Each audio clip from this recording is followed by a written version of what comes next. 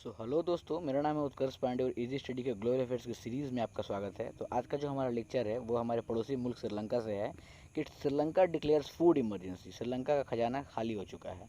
आइए देखते हैं क्या है। तो देखिए, ये देखिए यहाँ का प्रिंट देखिए, Sri Lanka declares food emergency as forex crisis for since. मतलब आप समझ सकते हैं कि श्रीलंका में अब फूड की इमरजेंसी डिक्लेयर्ड हो चुकी है। वहाँ पे इकोनॉमिक इमरजेंसी पहले ही डिक्लेयर्ड थी, इकोनॉमिक वहाँ पे कंडीशन बहुत ख़राब था। अब फूड इमरजेंसी भी वहाँ पे लग चुका है। इसका मतलब इसके पीछे का रीज़न क्या है। देखिए, वहाँ पे जो एक्सचेंज था, मतलब कि फ़ॉरेन एक्सचेंज था, फ़ॉरेन एक्सचेंज इतना ज़्यादा नीचे हो चुका है, इतना ज़्यादा अब उनके पास फ़ॉरेन स्टॉक में पैसा रहा नहीं। अब उनके पास जो भी उनकी लोकल करेंसी है, डोमेस्टिक करेंसी है, उनसे वो काम चला रहे हैं और बहुत कम पैसा बचा है फ़ॉरेन एक्सचेंज में। और फ़ॉरेन एक्सचेंज अगर आपके पास कम हो जाए तो आप इम्पोर्ट सामान नहीं करवा सकते, मतलब कि विदेशों से सामान आप नहीं मंगवा सकते हैं।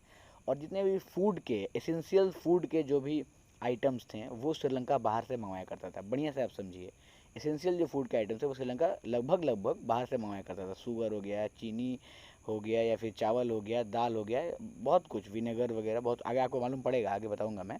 तो ये सब कुछ वो बाहर से मंगवाया करते थे। तो अब उनके इम्पोर्ट पे ठप्पा लग गया, क्योंकि अगर आप इम्पोर्ट कर रहे हो, बाहर से मंगवा रहे हो, तो आपको जब उनको पेमेंट करना होता है तो आप उनको पेमेंट अपने डोमेस्टिक करेंसी से, या फिर जो आपका लोकल रुपी है, जो इंडिया का जैसे रुपी, श्रीलंका में भी रुपी चलता है, श्रीलंकन रुपी, तो आप अपने रुपीज़ में पेमेंट नहीं कर सकते हैं। आपको उनको फिर फॉरेन एक्सचेंज से ही आपको उनको डॉलर में पेमेंट करना होगा, या फिर कोई और पावरफुल करेंसी में पेमेंट करना होगा।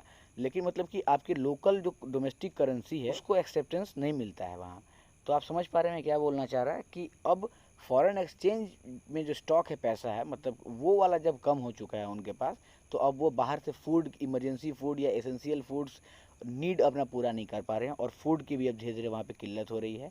अब आप देख रहे हैं कि देखिए, यहाँ पे प्रेसिडेंट जो उनके हैं, गोटाबाया राजापक्सा, उन्होंने भी डिक्लेयर कर दिया है अब फूड इमरजेंसी। और वहाँ के बैंकों में फॉरेन स्टॉक ख़त्म हो चुका है। तो आप समझ पा रहे हैं कि इनके साथ कितना बुरा स्थिति हो गया है अभी। और राजपक्षा ने एकदम से ऑर्डर किया है कि regulation of counter the hoarding of sugar, rice and other essential food. मतलब कि वहाँ पे एकदम से रोक लगा दिया है कि कोई दुकानदार या कोई भी महाजन टाइप या कोई भी बड़ा होलसेलर एसेंशियल सामान को, राइस, शुगर जैसे, या फिर जो भी डेली यूज़ का सामान है, उनको वो स्टॉक ना लगाने लगे, क्योंकि बाद में वो फिर प्रॉफिट कमा पाएँ, उससे बढ़िया दाम में बेच पाएँ, बाद में वो महंगा हो जाएगा। तो मतलब कि सारे सामान को रोक के उनका स्टॉक ना लगा दिए होलसेलर लोग, ये बड़े महाजन लोग। इसके लिए एकदम से स्ट्रिक्टली इमरजेंसी लगा के वहाँ के प्रेसिडेंट ने कह दिया है अपने मिलिट्री के ऑफिसर को, और as commissioner general of essential services भी रातों रात बनाया गया कि इस तरह के जो भी स्टॉक्स अगर कोई कर रहा है तो उसको रोका जाए, उसको पनिश भी किया जा सकता है इस चलते, क्योंकि फिर ये महामारी बहुत बड़ा रूप ले लेगी अगर ऐसा होता है। तो अगर फूड्स को स्टॉक करवा दिया जाए तो बाद में महंगा करा के बेचा जाए तो वहाँ का सिचुएशन बहुत ख़राब है। आप देख पा रहे हैं, लोग लाइन लगा के अपने एसेंशियल नीड्स के जो भी दाल, चीनी, तेल लेना है उन लोग को, वो लाइन लगा के एकदम स्टॉक घर में भर रहे हैं, क्योंकि उन्हें अब लग रहा है कि सारा सामान देश से ख़त्म होने वाला है। जितना दिन का राशन पानी मुझे ले सकता हूँ मैं फ़िलहाल, वो मैं लेके रख लूँ और खा पी के ज़िंदा रहूँ। क्या पता पूरा का पूरा स्टॉक खाना का या फिर फूड्स का वो ख़त्म मत हो जाए। अजीब सा डर उनके दिल में हो चुका है। देखिए, यहाँ पे लिखा है, power to official to seize food stock held by traders, arrest people who hoarding essential food, and for the government of to fix control prices. मतलब कि कंट्रोल करना है प्राइस को और फिक्स प्राइस पे सबको देना है, कुछ पैसा बढ़ना घटना नहीं चाहिए आपको। मतलब कि कैसे भी इस सिचुएशन को वो लोग हैंडल करने का कोशिश कर रहे हैं। बहुत बुरा हालत है अभी वहाँ पे। तो चलिए आगे समझते हैं कि किस तरह का क्राइसिस वहाँ पे बढ़ चुका है। तो देखिए, अ ह्यूज ट्रेड डेफिसिट। देखिए, ट्रेड डेफिसिट का मतलब क्या होता है कि जब आप इंपोर्ट एक्सपोर्ट करते हैं, तो जब आप इंपोर्ट कर रहे हैं, मतलब कि अपने यहाँ सामान मंगवा रहे हैं विदेश से या बाहर देश से, तो आप फिर डॉलर में उनको पेमेंट कर रहे हैं, तो आपका फॉरेन एक्सचेंज का जो पैसा है, वो करेंसी जो आपके स्टॉक में है, वो कम होते जा रहा है आपके यहाँ। और अगर आप एक्सपोर्ट कर रहे हैं, यानी अपने देश का कोई सामान बाहर बेच रहे हैं, तो आपको फिर फॉरेन एक्सचेंज का पैसा आ रहा है, स्टॉक में पैसा आ रहा है, विदेशी मुद्रा आपके पास आ रही है। तो विदेशी मुद्रा आ रही है और विदेशी मुद्रा जा रही है। तो जब विदेशी मुद्रा आएगी वो कम हो जाएगा, और जाएगी वो जब ज़्यादा हो जाएगा, यानी कि आपका अकाउंट खाली होते जा रहा है विदेशी मुद्रा के मुकाबले। मतलब विदेशी मुद्रा जो आपके यहाँ है वो कम होते जा रहा है, क्योंकि आप ज़्यादा सामान खरीद ले रहे हैं और बेच कम पा रहे हैं। समझ पा रहे हैं मैं क्या बोलना चाह रहा है। तो जब आप ज़्यादा सामान खरीद लीजिएगा और बेचिएगा कम, तो आपका मुद्रा ऑटोमेटिकली कम हो जाएगा, विदेशी मुद्रा ऑटोमेटिकली कम हो जाएगा। तो जब विदेशी मुद्रा कम हो जाता है आपके यहाँ, यानी कि आपका इंपोर्ट जो है वो काफ़ी बढ़ चुका है, एक्सपोर्ट काफ़ी कम हो चुका है। तो ह्यूज ट्रेड डेफिसिट इसी को बोलते हैं कि आपके यहाँ इंपोर्ट जो है वो बढ़ चुका है, एक्सपोर्ट घट चुका है, जिसके चलते फॉरेन एक्सचेंज में यानी कि विदेशी मुद्रा आपके यहाँ घट रही है, कम हो चुकी है। समझ पा रहे हैं? और इतना कम हो चुका है कि अब सरकार बैंड कर चुका है कम्प्लीटली, वहाँ पे कुछ कुछ एसेंशियल सामान जो वहाँ पे हैं उनको वो बैंड भी कर चुका है बहुत कुछ को, कि इन सब को आप अभी इस्तेमाल ना करें, क्योंकि इन सब के लिए हमें फिर फ़ॉरेन से मंगवाना पड़ता है और फिर फॉरेन एक्सचेंज हमें खर्च करनी पड़ेगी। इसलिए उन्होंने देखिए टूथब्रश हैंडल्स को, स्ट्रॉबेरीज़ को, विनेगर को, वेट वाइप्स को, शुगर को, इन सब पे स्पाइसेस, टर्मरिक देखिए, इन सब को उन्होंने बैंड कर दिया है कंप्लीट कि इन सब का इस्तेमाल आप ना करें अभी। और देखिए कितना बड़ा ये ब्लंडर है उनके लिए कि इन सब चीज़ों को बैंड लगा दिया जा रहा है कि आप यूज़ ना करें, वरना हमारा देश बहुत बहुत पीछे चला जाएगा। मतलब कि उन लोग भिखारी होने का हालत पे आ चुका है उनका अभी का फॉरेन एक्सचेंज का, इस तरह का हालत हुआ है, इस तरह का पैसा उनका भी कम हो रहा है। इसके पीछे का रीज़न भी मैं आपको बताऊंगा, इसमें चाइना कैसे है, चाइना कैसे मज़े ले रहा है, वो भी आपको मैं बताऊंगा। तो ये बताया जा रहा है कि 1970 के बाद सबसे बड़ा वहाँ पे वर्स्ट इंपोर्ट कंट्रोल सिंस 1970 बताया जा रहा है वहाँ पे, सोच लीजिए। और सबसे बड़ा एक और रीज़न है वहाँ पे कोरोना पेंडेमिक, कोरोना वायरस के चलते जो श्रीलंका का पूरा इकोनॉमिक है उसका बहुत बड़ा हिस्सा टूरिज़्म भी वहाँ पे इफ़ेक्ट करता है। तो टूरिज़्म इस बार पूरा का पूरा वहाँ पे, आपको पता ही है पेंडेमिक के चलते क्या हाल हुआ होगा, लोग वहाँ आना पसंद नहीं कर, वहाँ क्या कहीं भी लोग निकलना पसंद नहीं कर रहे हैं। सो जिसके चलते अब जो उनका फॉरेन एक्सचेंज अर्निंग था उसमें भी गिरावट आ चुका होगा, क्योंकि कोरोना में कोई श्रीलंका घूमने गया नहीं होगा, विदेशी मुद्रा उनको अर्न नहीं हुआ होगा, तो यहाँ भी उनको बहुत दिक्कत हो गया। मतलब कि चारों तरफ से बहुत बड़ा से इनको एक क्राइसिस झेलना पड़ रहा है, कैसे कैसे आप देख पा रहे हैं। यहाँ बता रहा है देखिए कि 2019 में फॉरेन एक्सचेंज, जो फॉरेन रिजर्व की बात हो रही है, फॉरेन रिजर्व उनके पास 7.5 था 2019 में, और अभी जुलाई की बात है 2021 की बात कर रहा मैं, 2.8 बचा हुआ है। और ये 2.8 कुछ नहीं है, आपको मैं आगे चल के बताऊँगा, ये कर्ज में ही है। 2.8 बिलियन इनके पास जो है फॉरेन रिजर्व में, मतलब विदेशी मुद्रा 2.8 बिलियन है, ये कुछ नहीं है। श्रीलंका ऐसे इकोनॉमिक, श्रीलंका जैसे कंट्री इतने बड़े पॉपुलेशन को रख के इतना पैसा कुछ नहीं है। ये मतलब कि समझिए कि इंडिया को जो 1991 में जो इकोनॉमिक क्राइसिस आई थी उससे भी बदतर हाल या वैसा बदतर हाल हो चुका है इनका बहुत बुरा हो चुका है। और ये जो 2.8 बिलियन आप देख रहे हैं ये भी अब कम हो चुका हो, ये जुलाई का, अभी सितंबर, आज सितंबर 2 हो गया, और ये जुलाई की आपको मैं बता रहा हूँ 2.8, अभी भी और कम ही हो रहा होगा। और 2.8 बिलियन तो सिर्फ इनके पास फॉरेन एक्सचेंज में बचा है, बाद बाकी जो इन्होंने कर्ज लिया है, लोन लिया है, उनको अभी देना है, चुकाना है, जो कि 2.8 से काफ़ी ऊपर है।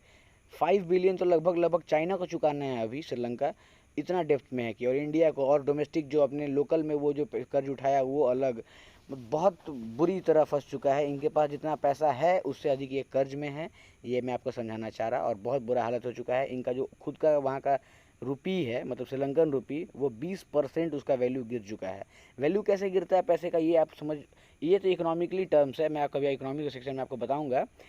अभी सिर्फ ऊपर ऊपर आप समझ लीजिए कि, तो अगर फॉरेन एक्सचेंज ख़त्म हो चुका और मुझे पेमेंट करना है तो अब मैं कैसे पेमेंट कर पाऊँगा, तो फिर वो अपने अपने लोकल करेंसी में लोग पेमेंट करते हैं। यानी श्रीलंका पेमेंट कहीं कहीं कर रहा होगा पिछले बहुत दिनों से, जब उनके पास जब फॉरेन एक्सचेंज कम हो चुका है, फॉरेन रिजर्व कम हो चुका है, तो जब वो पेमेंट कर रहा होगा तो कैसे पेमेंट कर रहा होगा, बहुत हद तक फॉरेन में कर पा रहा होगा, नहीं कर पा रहा होगा तो फिर अब वो अपने लोकल श्रीलंकन रुपी से पेमेंट कर रहा होगा, तो उसको ज़्यादा पेमेंट करना पड़ता होगा, क्योंकि डॉलर के मुकाबले वो बहुत इसका वैल्यू कम है, तो इसको ज़्यादा करेंसी देना पड़ता होगा, ज़्यादा अपना श्रीलंकन रुपीज़ देना पड़ता होगा, और ज़्यादा देने के चलते ज़्यादा छापना पड़ता होगा अपने सरकार में। तो जब ज़्यादा पैसा आप छापिएगा तो उस पैसे का वैल्यू अपने आप ऑटोमेटिकली घटते जाएगा। वही मैं आपको समझाना चाह रहा। ये देखिए 20% वैल्यू अचानक से और घट चुका है श्रीलंकन रुपीज़ का। समझ पा रहे हैं आप? चलिए आगे देखते हैं। इस तरह का बदतर हालत हो चुका है कि बताया जा रहा है कि पे फॉर फूड एंड मेडिसिन पे भी आफत है। मतलब कि जो एसेंशियल खाना है या फिर मेडिसिन के लिए जो एसेंशियल है, एकदम खाना तो एसेंशियल है ही, चावल दाल तो चाहिए ही, मेडिसिन के लिए जो भी ड्रग्स वगैरह लगेगा वो सब तो एसेंशियल है ही, वो सब तो चाहिए ही।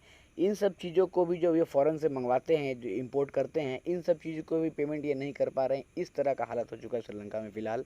और उन्होंने वार्न किया है कि अगर इसी तरह का सिचुएशन चलते रहा तो आपको फिर फ्यूल रेशियोनिंग में भी इंट्रोड्यूस करवा दिया जाए श्रीलंका में। मतलब कि आपको लिमिटेड फ्यूल मिलेगी, आपको फिक्स हो जाएगा कि हाँ आपको इतना ही मिलेगा, आपको इतना, मतलब कि एकदम लिमिटेड मिलेगा और एक लिमिट लग जाएगा। आप जितना मर्जी उतना आप गए और मुझे 5,000 का तेल दे दो, 5,000 का पेट्रोल भर दो, ऐसा कुछ नहीं होगा, वो भी लिमिटेड हो जाएगा। कुछ दिन में इस तरह का वहाँ पे प्रेसिडेंट्स की तरफ से वार्निंग भी आ चुकी है, क्योंकि स्थिति इतनी ख़राब है, क्योंकि वो फ़ॉरेन से ही लेते हैं, एक्सपोर्ट इंपोर्ट करते हैं फ्यूल भी, आप समझ पा रहे हैं। तो जब इतनी बदतर स्थिति हुई है तो अगल बगल के दोस्त या फिर जो उनके और दोस्त हैं वो क्या कर रहे हैं वो देख लेते हैं। तो देखिए, बांग्लादेश central bank has been principal approved $200 million currency swap agreement with Sri Lanka. Swap agreement क्या होता है कि मैं आपको $200, देखिए यहाँ पे दिखा रहा है आपको 200 मिलियन करेंसी दे रहा हूँ डॉलर में। ये लोग मतलब कि डॉलर में दे रहे हैं, यानी कि ये फॉरेन स्टॉक में से अपना वो बांग्लादेश दे रहा है इनको, और इनको उतना ही वैल्यू का पैसा दे देना है, लेकिन श्रीलंकन करेंसी में देना है। इससे क्या होता है कि बांग्लादेश को भी पैसा मिल गया, श्रीलंकन करेंसी में मिला, लेकिन पैसा तो मिल गया। अब $200 के बदले वो कितना लेगा, $200 जो $200 मिलियन जो दिख रहा है, उसके बदले वो $200 मिलियन का जो वैल्यू होता होगा श्रीलंकन करेंसी में, वो ले लेगा बांग्लादेश और इनको डॉलर दे देगा। यानी कि इनके यहाँ कुछ तो डॉलर आया, कुछ तो इनके यहाँ फॉरेन स्टॉक में पैसा आया, समझ पा रहे हैं। इस तरह का इस चीज़ को स्वैप एग्रीमेंट कहते हैं, करेंसी स्वैप एग्रीमेंट, जो कि अभी बांग्लादेश श्रीलंका को दिया है। लेकिन ये देखिए आप, डॉलर 200 मिलियन क्या है, ये कुछ नहीं है। 200 मिलियन कुछ मतलब बहुत बड़ा अमाउंट तो है नहीं कि बहुत बड़ा फ़ायदा हो जाए इसको। इस तरह से ही ये बहुत इधर उधर अपना गुहार लगा रहे हैं। जैसे हमारे प्राइम मिनिस्टर नरेंद्र मोदी से भी इन्होंने कहा है 1 बिलियन का हमें क्रेडिट स्वाइप दे दीजिए, लेकिन हमारा अभी खुद का बहुत प्रॉब्लम चल रहा है और भी बहुत तरह की बातें हैं, जैसे कि श्रीलंका इंडिया का रिलेशनशिप भी बहुत अच्छा नहीं चल रहा है। तो इसलिए इंडिया ने अभी इन्हें कोई रिप्लाई नहीं किया है। अभी इन्हें इंडिया ऐसा कुछ स्वैप देने की, ऐसा कुछ एग्रीमेंट करने के इरादे में नहीं दिख रही है।